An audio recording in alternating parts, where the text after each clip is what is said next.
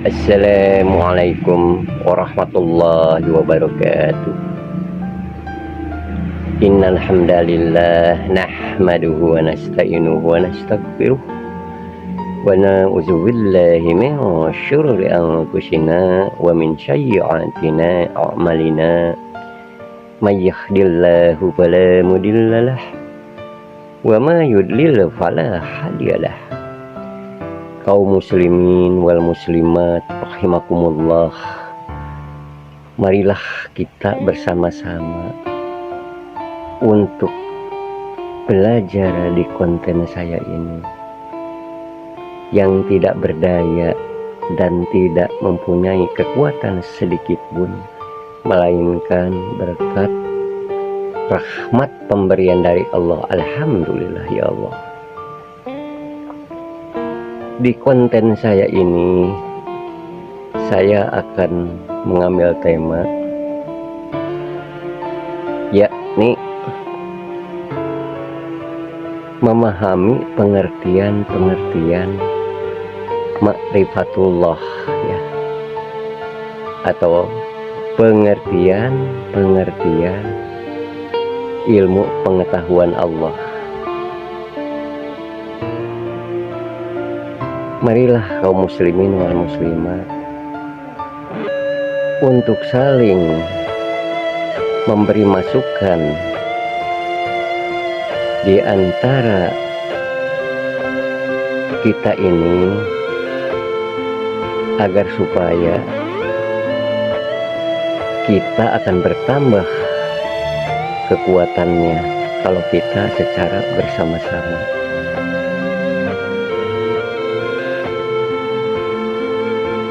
Saya akan menyatakan atau akan mendalilkan hujah Allah yang ada di dalam kitab suci Al-Quran, sebagaimana yang telah Allah firmankan, a'udzubillahi minasyaitonirrajim, bismillahirrahmanirrahim. Yu'ti al-hikmata man yasha'u wa man yu'ta al-hikmata faqad utiya khairan katsira wa ma yadzakkaru illa ulul albab. Yang artinya Allah akan memberikan ilmu hikmah kepada orang yang dikehendakinya.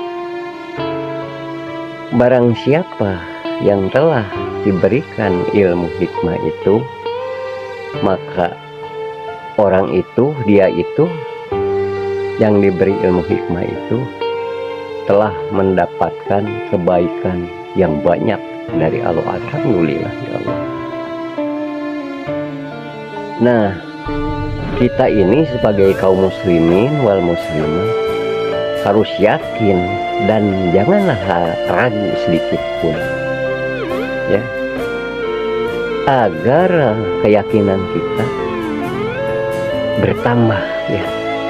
Insya Allah Allah akan menganugerahkannya lewat para hamba-hamba Allah yang ada di bumi ini. Jadi inti pengkajiannya, pola dasarnya, Allah lah yang membimbing cahayanya kepada hamba-hamba Allah yang Allah berikan ilmu hikmah itu. Apabila hamba itu telah diberi anugerah oleh Allah, yaitu yang berupa ilmu hikmah atau karunia Allah, atau disebut juga warid, maka hamba itu tidak akan bisa menolaknya, tidak akan bisa menahannya. Kalau sudah Allah meridhoi, tetap saja datang pada hamba itu,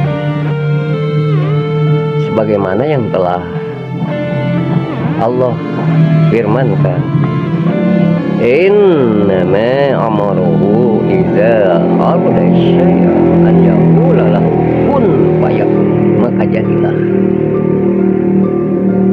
Dilanjutkan kepada firman Allah yang lainnya,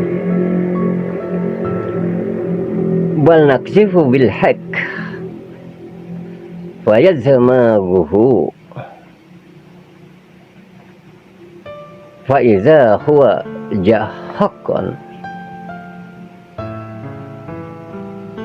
Sebenarnya kami akan melontarkan yang benar kepada yang batil. Jadi Allah akan melontarkan al-haq kepada yang batil. Maka fayadzmaguhu, maka dengan serta-merta yang benar itu menghancurkan yang batil, yang hak itu menghancurkan yang batil, sehingga yang batil itu hancur dengan sehancur-hancurnya. Fa iza huwa jahukan, maka dengan serta-merta yang batil itu hancur dengan yang hak itu. Alhamdulillah ya Allah. Nah, pola dasar untuk mempelajari pengertian ma'rifatullah atau ilmu pengetahuan Allah, tetap saja kita harus mempunyai niat ya, atau keinginan. Kemudian niatnya, keinginan itu harus dihubung-hubungkan kepada seluruh panca indera kita, baik kepada penglihatan, kepada hati ya, kepada pendengaran dan seterusnya. Tapi harus mengikuti petunjuk Allah dan contoh Rasulnya, serta jangan melupakan harus mengikuti pula orang-orang yang telah diberi nikmat oleh Allah, yaitu orang-orang yang terdahulu. Dan jangan melupakan harus mengikuti pula orang-orang yang kemudian yang telah Allah beri petunjuk atau beri nikmat pula. Orang-orang yang kemudian juga itu adalah sebagai hamba-hamba Allah yang telah Allah lontarkan karunia-Nya kepada hamba yang dipilih oleh Allah. Nah, kita ini jangan sekali-kali ragu terhadap firman-firman Allah ini. In kuntum mu'minin, in kuntum shadiqin. Caranya harus dihubungkan syariat-syariat Allah itu, atau harus dijalankan, dimujahadakan, dihubungkan kepada perbuatan kita, kepada cara bertafakur, cara berpikir, cara melihat dan mendengar. Tentu harus mengikuti ilmu pengetahuannya atau ma'rifatnya,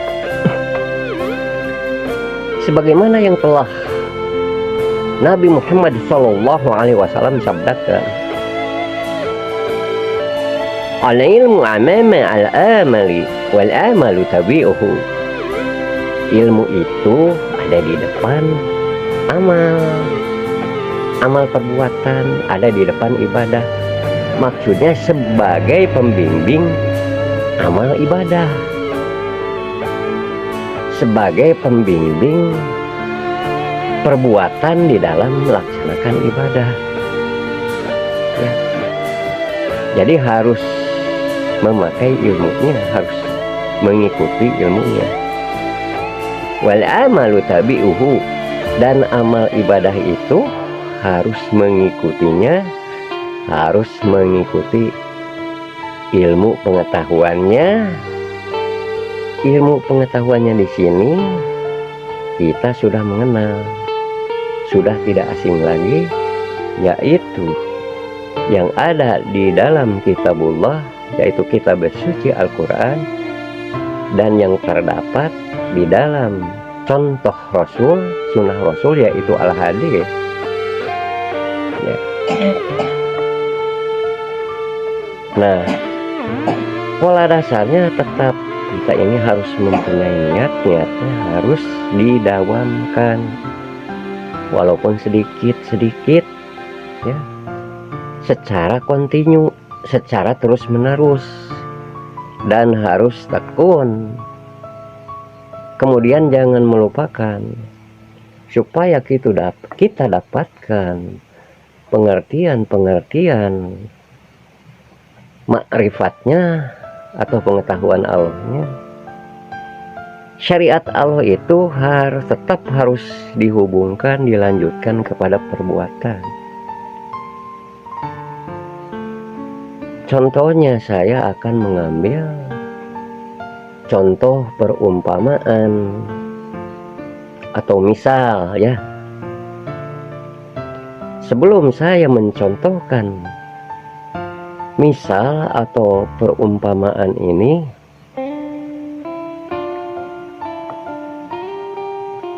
saya akan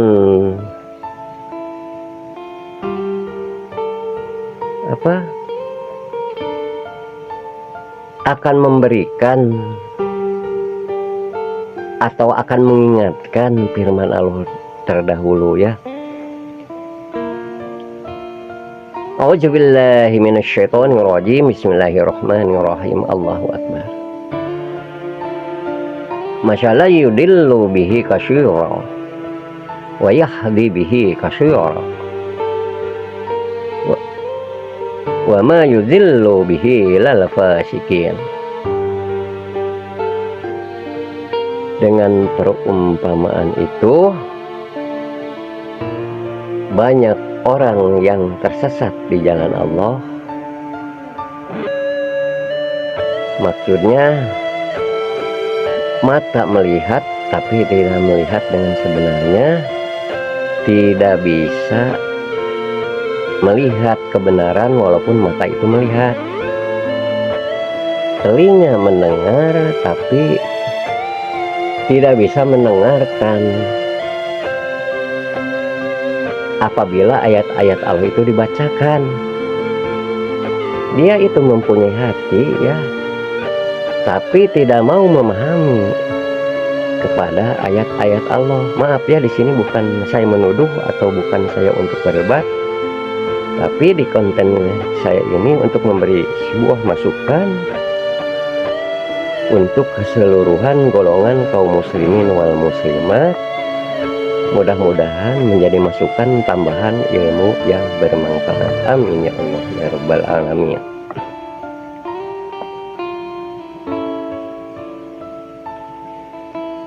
Jadi dengan perumpamaan ini banyak orang yang tersesat.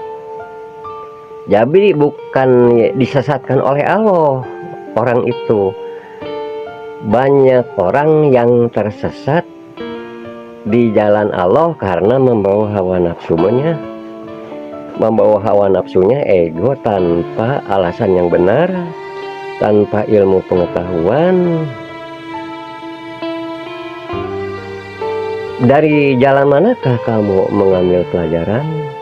Dari jalan manakah kamu mengambil keputusan? Janganlah kamu mengikuti kita ini, jangan mengikuti saya ini. Jangan mengikuti orang yang tidak mengetahui. Ikutilah orang yang telah mengetahui. Orang yang telah mengetahui itu banyak, di antaranya para hamba Allah, para ustadz ya, yang ada di muka bumi ini. Kalau kamu tidak mengetahuinya, maka tanyakanlah kepada orang yang mengetahuinya. Dan orang yang mengetahuinya itu sebenarnya itu dia itu selalu menginduk kepada lafaz la haula wala quwwata illa billah. Tidak berdaya, tidak mempunyai kekuatan sedikit pun, melainkan berkat pertolongan pemberian dari Allah. Jadi walaupun dia punya ilmu, akan tetapi itu sebagai ujian fitnatan kepada orang yang berilmu itu. Apakah dia itu berilmu itu atau mempunyai kekayaan itu hasil kekuatannya diri sendiri, ataukah berkat tambahan rahmat karunia Allah? Jadi supaya Allah mengetahui apa yang kamu ucapkan, apakah di dalam ucapanmu itu di dalam hak atau yang batil.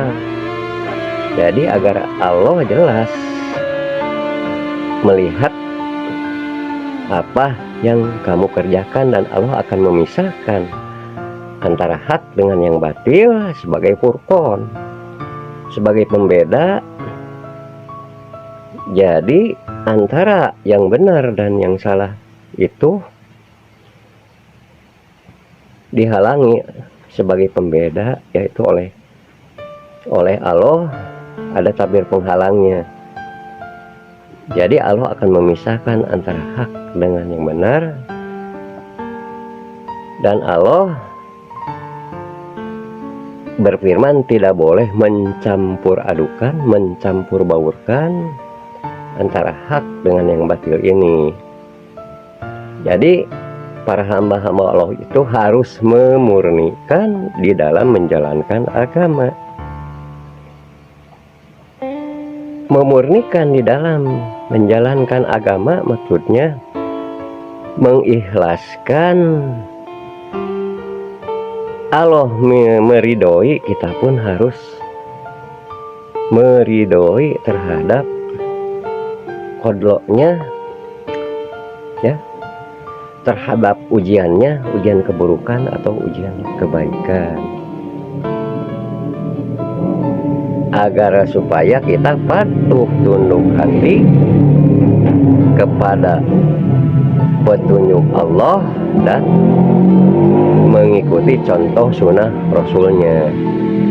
Atiullaha wa atiur Rasul, harus taat kepada Allah dan kepada Rasulnya. Nah, kaum muslimin wal muslimat, saya akan meneruskan contoh perumpamaan itu. Allah pun berfirman, Allah tidak segan-segan untuk memberi contoh perumpamaan berupa nyamuk itu yang kecil, bahkan yang lebih rendah daripada nyamuk. Allah tidak merasa enggan, Allah mau untuk memberikan contoh perumpamaan itu. Kalau orang-orang zolim, orang-orang kafir menyatakan apa maksud Allah, tujuannya memberikan contoh perumpamaan berupa nyamuk itu apa? Maza aradallahu bihada, apa maksud Allah memberikan contoh perumpamaan ini? Akan tetapi kalau orang-orang yang beriman kepada Allah, mereka itu percaya bahwa itu datangnya dari Allah, mengatakan benar bahwa itu dari Tuhan mereka, mir rabbihim. Jadi mereka itu sudah tidak ada keraguan sedikit pun di dalam kepada firman Allah itu, bahwa Allah walaupun tidak terlihat oleh mereka itu, para hamba-hamba Allah yang beriman itu, yang bersabar dan yang bertakwa, walaupun mereka tidak melihatnya, akan tetapi seakan-akan Allah itu dekat pada dirinya walaupun tidak terlihat. Kita tidak melihat Allah, mereka percaya, yakin dengan hakul yakin, dengan benar dan yakin bahwa Allah sedang melihat kepada mereka, yaitu kepada para hamba-hamba Allah ini. Itulah orang-orang yang beriman untuk menuju kepada ketakwaan, dan itulah sebagai percikan-percikan ilmu pengetahuan Allah atau ma'rifatullah yang dianugerahkan kepada para hamba-hamba Allah yang dikehendakinya.